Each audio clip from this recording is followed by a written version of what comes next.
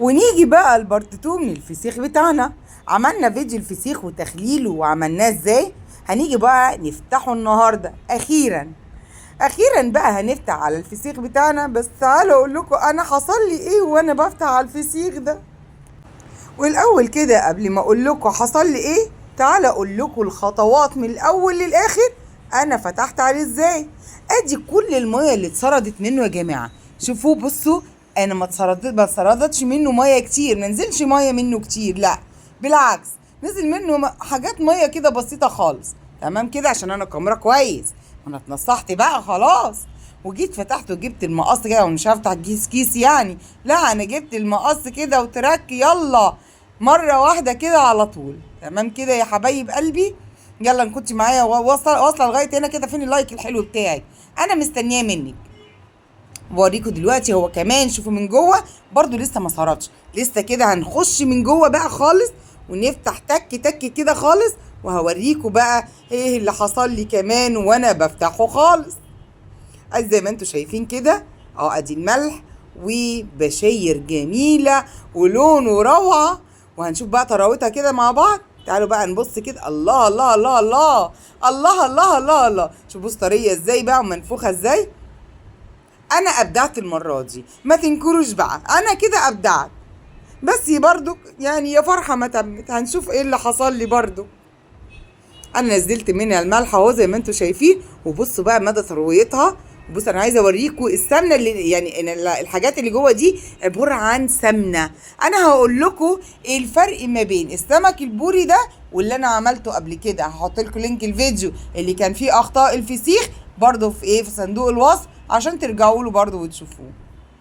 جيت هنا بقى وانا بعمل، بصوا يا بنات وركزوا كويس قوي، وانا بقطع. بصوا قطعت صباعي يا جماعه والله، وانا متحمسه بقى وعماله بشيل الزعانف وبشيل بقى وبنضفه. راح المقص جايب صباعي.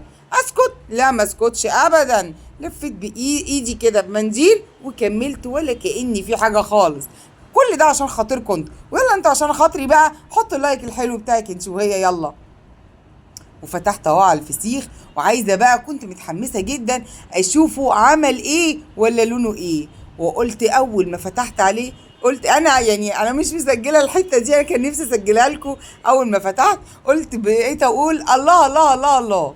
كانت جميله وريحتها، وعايزه اقول لكم ملوش ريحه ومش حادق، لا تحس ان هو مظبوط قوي، مظبوط بجد قوي، لاني انا ما قعدتوش 20 يوم، لا انا قعدت 10 ايام بس. عايزه اقول لكم الفرق ما بين الفسيخ اللي انا عملته قبل كده من السمكه الغريبه اللي انا لغايه دلوقتي مش عارفه اسمها، والسمكه دي اللي هي البوري. السمكه الغريبه اللي انا مش عارفه اسمها دي كان سلسله الظهر بتاعتها بتتشال بصعوبه، دي اول حاجه. تاني حاجه بقى، انما التانيه دي البوري دي لا، سلسله الظهر بتتشال بسهوله جدا. ادي اول فرق. تاني فرق بقى، وانا بخلي السمك بقى، لحم السمك معايا بيطلع بكل سهوله جدا وبسلاسه ومفرول كده من كتر زبديته مفرول. التاني لا، كان متماسك وبيطلع معايا قطعتها كده متماسك جدا. تمام. تالت فرق بقى كمان ان التاني لما بيتخلي بحس ان عادي خلاص اتخلت خلاص. انما ده لما بخليه بحس ان طبقه الجلد بتاعته زي اللي متعصر زي سمنه، متعصر زبده، في حاجه غريبه. لا مختلف مختلف مختلف. رابع بقى فرق بقى وده الاهم، طعم ده عن طعم ده مختلف. ده تحس انه عادب، والتاني تحس انه حادق. لا يعني برغم ان التاني كان طعمه حلو على فكره جدا، تحس انه جزل وطعمه حلو قوي بجد. انما ده لا، ده مختلف اختلاف رهيب وجبار. من طعمه من ريحته، لا في اختلاف في الطعم وكل حاجه بصراحه يعني. جبت بقى اللي هي السمكه التانية اهو، هفتحها لكم برده من الظهر. بس المره دي هخلي بالي على الاخر عشان صباعي وايدي كلها ما تتقطعش مني. بوريكم بصوا بقى الجمال ايه ده، انا وانا بسجل لكم الفيديو انا جعت تاني والله. انا وانا كده وانا بسجل انا جعت تاني. يا تكاتك ويا حركاتك بقى يا ام ندى. وعايزه اقول لكم بقى يعني انا بفكر اعمل تاني يعني انا هاخده بقى المشروع بتاعي، انا خلاص كده هنافس ام مكة دي، ولا نافس الناس اللي على السوشيال ميديا اللي مصدعينا بالفسيخ بتاعهم اليومين دول. بشيل بقى الايه البطن بتاعته بالمنديل. اكتر حاجة بتنفعك في الموضوع ان الفسيخ ده المناديل. هو بصراحة جميل قوي. من الاخطاء اللي انا عملتها برضو في الفيديو اللي فات في الفسيخ، ان انا جبت الفسيخة ونزلت الملح بتاعها من تحت الحنفية. لا، انا المرة دي طبعا اتعلمت، انا قلت لكم في الفيديو اللي فات ان انا اتعلمت كتير. فالفيديو ده صلحت اخطائي اللي اتعلمتها في الفيديو اللي فات، ومرضتش ان انا انزلها تحت الحنفيه. شلت الملح بالمنديل زي ما انتم شايفين كده بالظبط. تمام كده.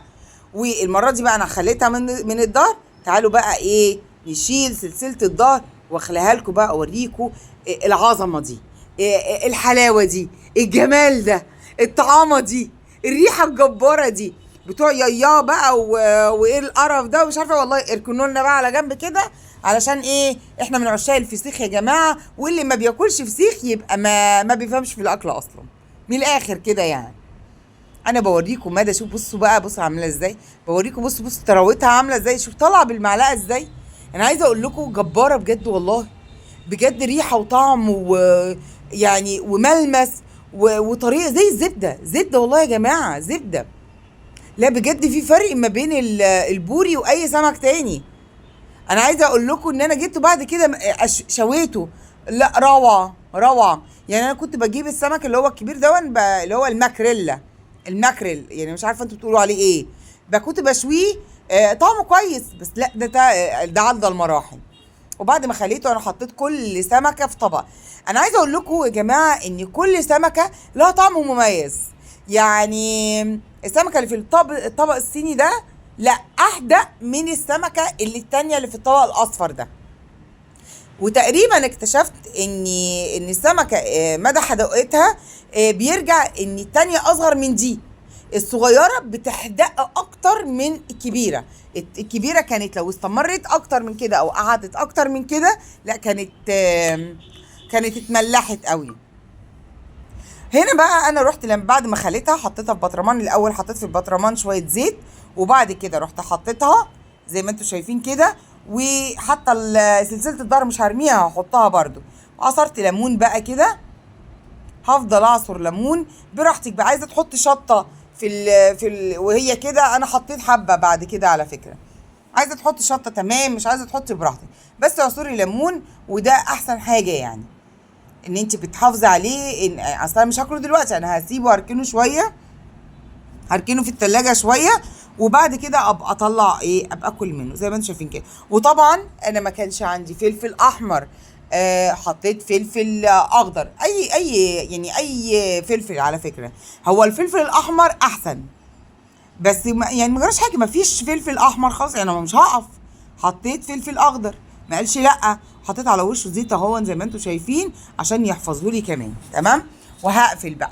طبعا انا لازم احط استريتش على وشه او كيس او اي حاجه. انا بعد كده افتكرت رحت حاطه. بس جيت بقى في السمكه التانية زي ما انتم شايفين كده، حطيت حبه زيت في القاع زي ما انتم شايفين. وهحط السمكيه التانية بتاعتي. ما حطيتش كله على بعضه، حطيت كل سمكيه لاني كل سمكيه لها طعم مختلف شويه. كل سمكيه بحس ان ليها تكه، يعني دي مالحه شويه دي عادبه شويه دي، يعني لا ما رضيتش احط الاتنين مع بعض. تمام كده. ورحت حاطه زي ما انتم شايفين اهون، وعصرت ليموني وزيتي وهيأت دنيتي خالص. وهحط برضو الفلفل زي ما انتم شايفين اهون. انا بعصر الليمونه بجيب مصارينها على الاخر، يعني بصفي ميتها على الاخر. عايزه بقى تحطي بقى يعني انا حطيت ليمونتين.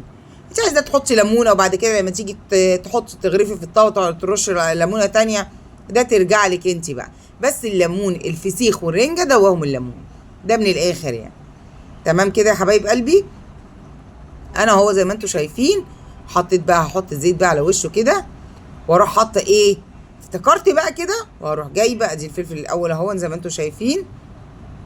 عايزه تحطيه من الوش على الوش كده، عايزه تحطيه زي ما انا عملت كده، اي حاجه. بس الاحسن لو عندك فلفل احمر اللي هو الفلفل السبايسي او السوداني ده بيبقى احلى واحلى.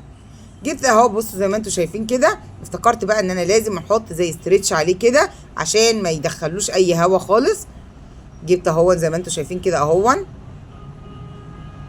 ودي التانية برضك هعمل نفس الموال برضك، هحطه بقى في التلاجة.